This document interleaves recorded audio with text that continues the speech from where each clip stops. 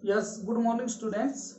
Today we will discuss magnetic field strength at a point on equatorial line. Magnetic field strength है यहाँ पे. तो हमने क्या किया?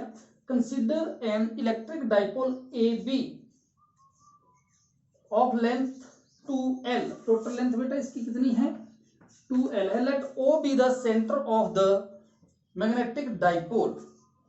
O से OA is equal to OB, दोनों लेंथ बराबर हैं. O is the center of the dipole.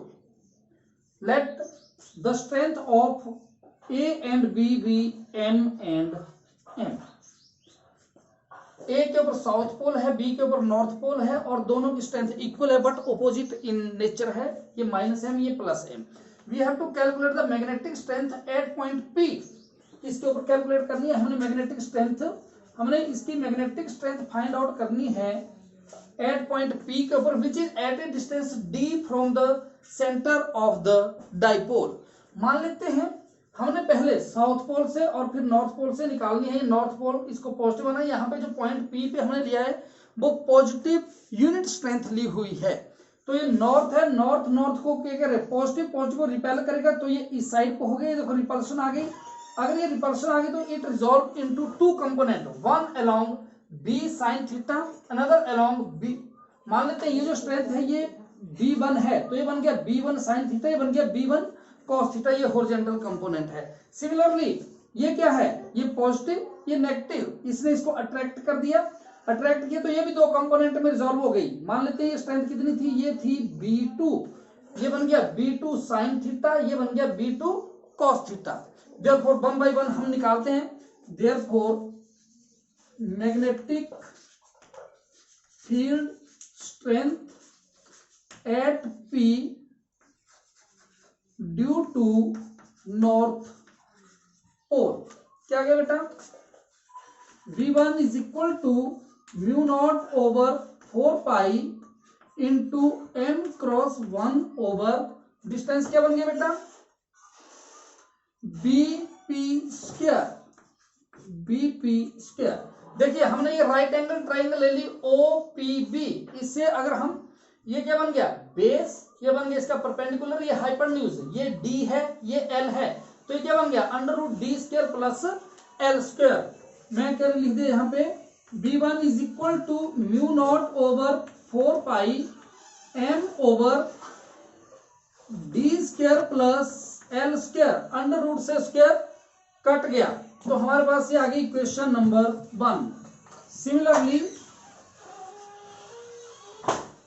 Magnetic field strength at P due to south pole क्या बन गया बेटा आपका? ये B2 is equal to mu naught over 4 pi M cross 1 over क्या बन गया बेटा? SP square. AP स्क्वायर कर लो इसको. AP square. ये क्या बन गया बेटा? V2 is equal to mu naught over 4 pi M over D² plus L². Equation number 2. देखिए जब ये B1 दो कंपोनेंट में रिजॉल्व हुआ, इधर को बन गया B1 sin थीटा, इधर को बन गया B1 cos थीटा. इस तरह B2 ये बन गया B2 sin थीटा, बन गया B2 cos theta. B1 sin theta and B2 sin theta, these are equal in magnitude but opposite in direction. Therefore, this component is cancel out in pair. We have only one effective component that lies in the same line. वो same magnitude पे इस पे हो गए. Therefore total strength will increase as magnetic field is additive in nature. तो total magnetic field कितना आ गया? हमारा इसी लाइन पे आ गया. क्या बन गया? पहली कंडीशन तो क्या आ गई कि B1 is equal to V2 is equal to mu naught over 4 pi M over D² plus L². ये आ गया हमारा टोटल जो आ गया. दोनों एक बराबर हैं परंतु नेट मैग्नेटिक फील्ड कितना आ गया? B is equal to B1 plus B2. क्या बन गया बेटा? ये B is equal to 2B1 क्योंकि B1 B2 एक बराबर है तो मैंने B1 लिख दिया इनटू कंपोनेंट थीटा कौन सा लग गया? cos of theta. ठीक है बेटा. Now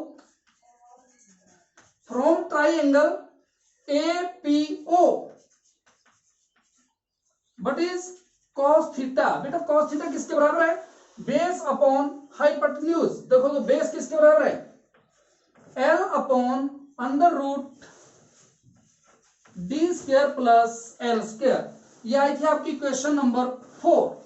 put cos theta in equation number 4 what we have, b is equal to 2b1 into mu naught over 4 pi m over D square plus L square into cos theta. बेटा cos theta की value b is equal to 2 mu naught over 4 pi m over D square plus L square into cos theta की value है L upon D square plus L square under root में लिख दिया power 1/2। ये देखिए basis are same, दोनों basis same, then power will be added. What we have, b is equal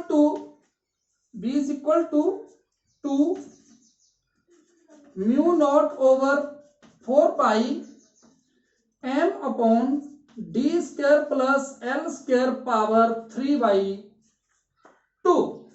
क्या लिख सकते हैं बेटा हम इसको, इनटू ये एल भी है, मैं लिख दिया b is equal to mu naught over 4 pi 2m cross l upon D square plus L square power 3/2। 2m cross l is equal to magnetic dipole moment capital M, क्या बन गया, b is equal to mu naught over 4 pi m over D square plus L square power 3/2। Now as l is very very less than d, so L is neglected, M को हमने neglect कर दिया। ये question क्या बन गई, B is equal to mu naught over 4 pi M over D square power 3/2। 2 से 2 cancel out, but we have B is equal to mu naught over 4 pi M over D cube. इसका मतलब B is inversely proportional to D cube.